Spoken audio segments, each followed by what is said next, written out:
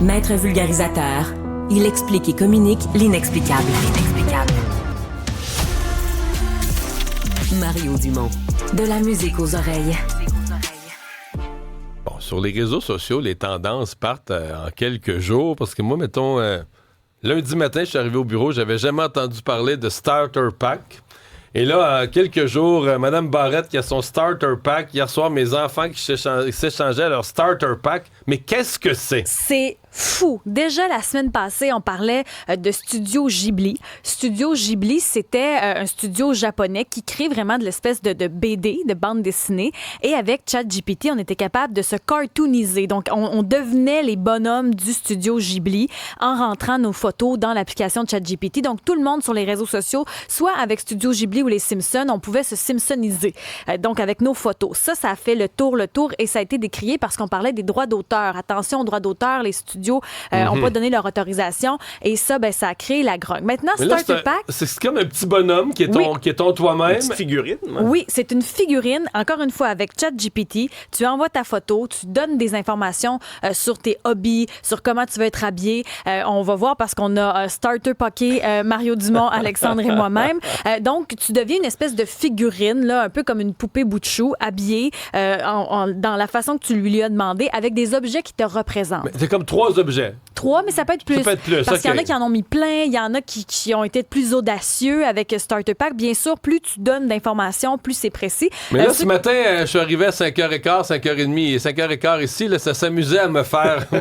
Ce Starter Pack, vous allez les voir d'ailleurs à la télé. Donc, ce qu'on a choisi pour Mario, c'est le Journal de Montréal, une bouteille de vin, un ballon de football, une canne à pêche et une caméra. Est-ce que tu es d'accord avec les choix de Marianne, notre recherchiste?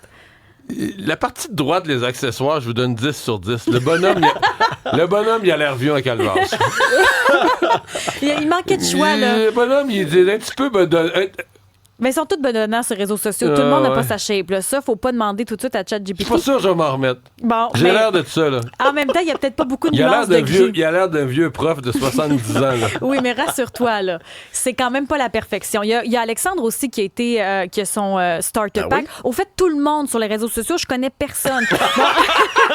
Alexandre, lui, les objets qui ont été choisis, le ski, le vélo, il y a un pot de Purel à côté d'un chien. Un pot de Purel, ça, c'est très À drôle. côté d'un petit chien. Un petit poncho. Le pot de Purel est important. Je note que le T-shirt blanc est impeccable. Il n'y a pas de tache. Non. Impeccable. Bon, Alex, okay. c'est le plus propre du trio. C'est pas pire, il m'a pas mis trop de cheveux blancs. Ça va bien. Pas de cheveux blancs, un petit peu rouquin, je trouve, même sur oui, le Starter Pack. Je comprends que t'es bon, mais on comprend qu'à côté des skis, c'est pas des bâtons de ski, là. Ça a l'air d'être mes bâtons de ski. Des bâtons de ski ou un poids haltère, je le sais pas trop. Parce que trop. si c'est un bâton de ski, t'en as juste un. J'ai pogné le chat. T'as pogné le chat, t'en as juste un. Bon, puis il reste le mien maintenant. J'ai aucune idée qu'est-ce qu'elle a fait. Tu l'as avec pas vu, toi? T'as fait une petite D'après surprise. moi, elle a fait. Bon, une vieille voiture, un micro, un sac. Ah oui, parce que j'ai un sac Ta vraiment poche de hockey. dégueulasse à la station que je traîne. Puis l'autre affaire, c'est une petite bouteille. Petite boisson énergisante. Boisson énergisante. Parce que t'es tout le temps avec une patte. Un look très coloré, ça, c'est vrai que ça me ressemble. Look très coloré. Les souliers, je suis pas sûr, par exemple. Ça fait des souliers un peu madame. Ouais, un peu souliers madame. rouges, mais bon, Un peu c'est madame. correct. Je me suis entretenue quand même Mais c'est avec... quoi la logique de faire ça? Ben, c'est ça. J'ai demandé au fait à Jacques Sauvé, qui est consultant en cybersécurité chez Trilo Giam. Lui, je suis sûr qu'il aime pas ça, là. Bon, tu serais surpris. OK. Ça fait pas longtemps, là, 2-3 semaines de toutes les affaires de Studio Ghibli. Puis moi, je me compte là-dedans, mais combien de monde n'avait jamais entendu parler de Studio Ghibli? Hein? C'est une affaire de japonais là, que personne n'avait entendu parler, puis là, d'un coup, c'est la rage, tout le monde se fait des petits dessins. Là, c'est rendu ce qu'on appelle les starter packs, là, les petites poupées avec des accessoires. Tout le monde est en train de faire ça. J'en vois même sur LinkedIn. Là. Puis honnêtement, à un moment donné, c'est comme... tu sais, quand on dit que la productivité est en baisse au Canada, là, ben, c'est ça. Surprise. Moi, je vais vous dire que j'ai vu des élus le faire hier. J'ai vu, vu des élus partager ça en disant qu'ils n'avaient pas le choix de le faire. Donc, M. Sauvé pense que certains le firent au bureau. Oui, c'est sûr. Certains le firent au bureau. Oui, parce qu'à les heures que ça a été publié... La productivité. Oui. Mais nous, c'est justifié. C'est au travail. C'est à des On fins monte de Mais du là, il temps. faut les mettre quelque part. Les gens qui vont vouloir nous voir, Oui, Marianne, sur les réseaux. Sur Cube, oui. Marianne, sur les réseaux, c'est on va la bosse diffuser ça. de la techno. Instagram. Maintenant, Sur moi, l'Instagram de Cube. Je me pose des questions quand même. Moi, vous savez, ma réticence sur l'intelligence artificielle. Je lui ai demandé est-ce qu'il y a un enjeu Parce que sur là, maintenant, ChatGPT sait que je vais à la pêche, là. Oui. Exact. Ils vont peut-être me surveiller dans un lac. Peut-être avoir une promo d'un absent quelconque. Des verres en spécial. Un 2 pour 1 sur les verres. Est-ce qu'il y a un enjeu sur la cybersécurité de participer à ces tendances-là? Ben ouais, il faudrait pas peut-être donner des informations personnelles, surtout si on a la version gratuite de ChatGPT, là, que ben du monde se sert, parce qu'on dit tout le temps, quand le produit est gratuit, c'est vous le produit. Moi, exemple, j'ai des abonnements pro et dans leur message, dans leurs termes et conditions, ChatGPT nous dit que ils n'utilisent pas nos prompts, nos données pour entraîner les modèles. Fait qu'il y a un peu plus de protection à ce niveau-là. Mais je regardais les choses que les gens écrivent pour générer ces dessins-là, c'est pas tellement de détails de renseignements personnels là, comparé à bien d'autres fuites de données qui arrivent. Là. Donc, c'est correct de le faire, mais restons général. Exactement, parce que lui, il va pas de problème. Il dit, moi aussi, j'ai déjà fait des espèces de tendances, surtout avec Studio Ghibli. Lui, ça va de son côté. Parce qu'on se rappelle, par exemple, Facebook, quand il y avait toutes sortes de quiz qu'on faisait, là, on remplissait c'est quoi notre première voiture, c'est quoi le nom de notre père. Ça, c'est toutes des questions de sécurité souvent. En fait, toi, tu l'as encore, ta première voiture. Ah non, c'est pas celle-là, ma première voiture. Non, il y en a une autre, la tercelle. C'est sa deuxième. Là. C'est sa deuxième. J'ai eu une tercelle verte pareil. Puis par la suite, je lui ai demandé, mais pourquoi maintenant, ça fait 2 semaines, là, Studio Ghibli, les Starter Packs, pourquoi là, il y a un buzz avec ChatGPT? ChatGPT a récemment annoncé là, un créateur d'images, là, comme toutes les autres IA. Puis, en fait, il est génial. Il est vraiment génial. L'exemple, dans mon logo, moi, j'ai un sextant. J'ai demandé à plein d'autres IA, engins IA, de me faire un sextant, une image d'un sextant de photo. Ils sont pas capables. ChatGPT, c'est le premier qui a été capable de me générer un vrai sextant là, pour mettre à jour mon logo. Bon, lui, ce qu'il aime... Je le revois, c'est pour ça que je vais m'en remettre. Bon, mais c'est ça l'affaire. Moi, je trouve que plus on donne de nourriture à Chat... J'ai l'air de Steve Martin dans ses derniers rôles à 70 ans. Non, il a les cheveux blancs. Il y a même un petit look Stephen Harper, un peu. Ou Eric Je sais pas. Elle a arrêté. Lui, sa plateforme préférée, Perplexity... AI, là, ça, c'est son site d'intelligence artificielle préféré. Puis l'autre affaire qu'il me disait, puis ça, je trouvais ça intéressant, c'est que pour la politique, par exemple, lui, il s'en sert en termes de cybersécurité, des fois pour déterminer des failles où il y a des problèmes un peu louches ou qu'on voit pas souvent. L'intelligence artificielle l'aide à régler des problèmes. Puis il dit, en politique, là, présentement, on est en élection. Il dit, par exemple, tu peux prendre les items d'un parti, de l'autre parti, tu mets ça dans l'intelligence artificielle, des articles de médias, puis là, tu es rapidement capable de te faire une tête pour ceux qui trouvent ça compliqué à suivre, puis qui savent pas, puis qui trouvent que il y a de la désinformation, ils peuvent se servir de l'intelligence artificielle pour se faire une tête sur la politique. Je vais juste conclure en disant à Marianne que si elle avait bien rentré les données, il n'y aurait pas eu le ballon de football parce qu'elle aurait dit que c'était un fan des Eagles pour représenter le football. Il aurait mis le trophée Vince Lombardi remis au gagnant du Super Bowl. C'est trop précis, Mario. Ben oui. Elle met ça sur le manque de temps. Mais non, c'est pas le manque de temps. Moi, je dirais, Marianne, c'est trop précis. On veut préserver quand même ta cybersécurité. Il ne faut pas être trop précis. Dans le fond, on pense à toi. Bon. Revenons à des choses plus sérieuses. Aux affaires courantes. Donc, les pays réagissent donc à la suspension des tarifs qu'a annoncé Trump hier après-midi. Moi, ça déboule là, depuis les dernières heures. Notamment, la Chine, ce matin, a appelé au compromis en affirmant là, via une porte-parole que la porte était ouverte pour la négociation, mais que le dialogue doit être mené sur un pied d'égalité. Ça fait suite là, à Donald Trump qui a suspendu hier pour 90 jours ses surtaxes douanières réciproques, sauf pour la Chine. D'ailleurs, le président américain a augmenté ses tarifs à 125 % sur les produits chinois. Il a réduit à 10 % les droits de douane qui entrent en vigueur immédiatement pour tous les autres. Et il a expliqué ce revirement de situation-là par le fait qu'il y a 75 pays qui se sont manifestés pour négocier une solution avec les États-Unis. Et ce matin, selon CNN, l'Union européenne suspend aussi sa riposte pour 90 jours. L'Union européenne avait annoncé des contre-tarifs sur les motos, le soya, la volaille américaine. Et là, la question qui est en suspens, c'est que va faire le Canada? Parce que cette semaine, il y a nos contre-tarifs sur l'industrie automobile qui sont entrés en vigueur, entre autres. Il y a le bon Howard Lutnick, le secrétaire au commerce de Trump, qui a affirmé dans le cadre d'entrevues que Trump va réagir si le Canada ne lève pas ses contre-tarifs. Alors, ce sera intéressant de voir ce qui va se passer dans les prochaines heures.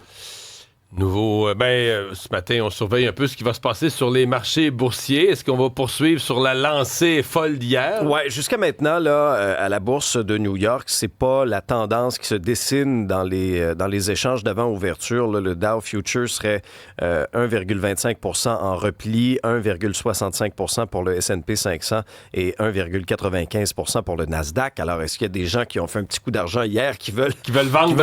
Ça serait logique. Ça serait logique. Ouais, Pour ce qui est des marchés européens, n'avaient pas, bien sûr, subi l'espèce de rebond qu'on a vécu hier, étant donné que les bourses avec le décalage horaire étaient fermées lorsque Trump a annoncé là, son repli. C'est dans le vert, là, je vous dirais, de 4 à 5 % là, en France, en Grande-Bretagne, en Allemagne. Au Japon, on a clôturé à au-delà de 9 %. La Chine, un peu en haut de 1,3 %. Maintenant, la grande question, est-ce que Trump a fait un délit d'initié? Là, il y a plusieurs élus démocrates qui ont émis certains soupçons, l'accusent d'avoir manipulé les marchés. C'est le cas d'Adam Schiff, sénateur démocrate de la Californie, qui met de la pression. Souvenez-vous, là, à 9h37 hier matin, il a écrit sur son réseau social Truth, « C'est le moment d'acheter ». C'est le moment d'acheter donc des actions et quelques heures plus tard, il annonçait là, le recul sur les tarifs.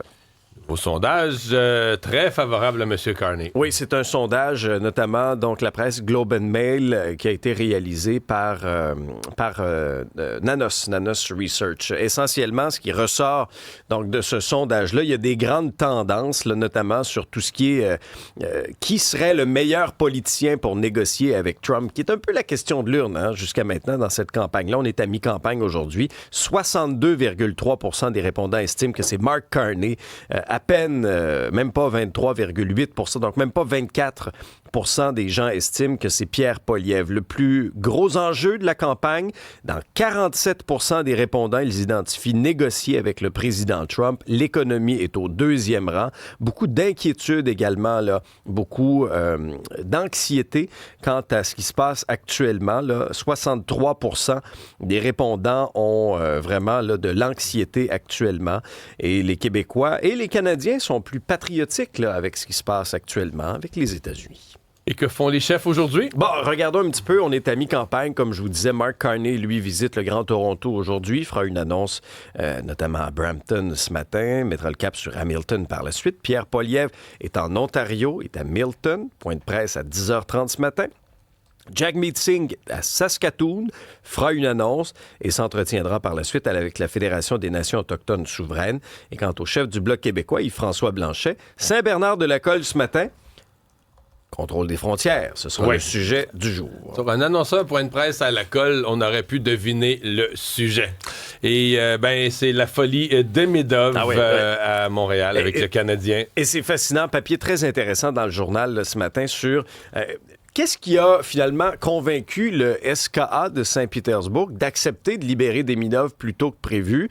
Eh bien, semble-t-il, selon ce qu'on peut lire, là, c'est que la perspective d'un affrontement entre Demidov et Alexander Ovechkin en première ronde des séries, si le Canadien se classe 8e, bien, ça aurait contribué notamment à la décision pour offrir une belle vitrine au hockey russe. Mais pour vrai, ça serait tout un symbole pour le hockey russe. Le jeune de 19 ans, plein d'espoir, contre celui qui vient de casser tous les records. Le vieux loup. Le vieux loup qui vient de battre tous les records, ça serait quelque chose. Alors, mais la question qui est en suspens aussi, il va porter quel numéro, Demidov? Ben là, on a eu réponse à cette question-là sur les réseaux sociaux hier du Canadien. Il portera le numéro 93. Il y a déjà des chandails qui commencent à se vendre. Et là, il est où, Demidov? Bon, n'est pas arrivé encore au Canada. C'est une question de visa. Le visa doit être prêt. Ça prend au moins 48 heures. Il est en escale à Istanbul, selon les informations qu'on peut lire. Puis non, c'est pas pour une greffe de cheveux. Il pourrait rejoindre l'équipe à Toronto samedi. Ne jouerait pas nécessairement samedi, mais jouerait, par exemple, en début de semaine, soit contre les Blackhawks ou encore contre les Hurricanes de la Caroline. Mais t'as-tu pensé, mettons, qu'il joue contre les Blackhawks lundi, là, t'as 19 ans, là, tu vas avoir des contrats avec plein d'argent, tout ça, mais tu rentres dans un amphithéâtre qui est un temple du hockey, puis il y a du monde qui va avoir des 93 Demidov dans des chandails. Il y a des gens qui ont un chandail de toi, t'as pas marqué un but, t'es plein d'espoir, mais t'as encore rien fait. Je veux dire, tu sais, c'est comme... allô, les psychologues sportifs pour s'assurer que... Non, mais pour que le jeune ne s'enfle pas la tête. On a eu quand même quelques... Tu tu sais, quelques exemples à Montréal. Tu sais, je me souviens de Galchenyuk étant jeune, là, tu sais. Puis là, ben, qui ont gâché ça avec des mauvais comportements d'un bar. Puis peu de nightlife. C'est que la pression est bien trop forte. Ouais. Puis la police dans l'appart, puis là, la sœur qui s'en mêle. Fait qu'on en plus de tout le reste, on dit qu'il est très, très sérieux, le jeune homme, là. Mais il faut espérer que ça reste comme ça, là, qu'il garde le cap sur le sport. Mais l'effet Demidov est tellement fou là, qu'il y a déjà des gens, hier, qui étaient à l'aéroport Montréal-Trudeau, Au cas où. dans l'espoir que son vol arrive. Mais les gens ont beaucoup de temps, hein? Starter pack, attendre à l'aéroport. La productivité est en baisse.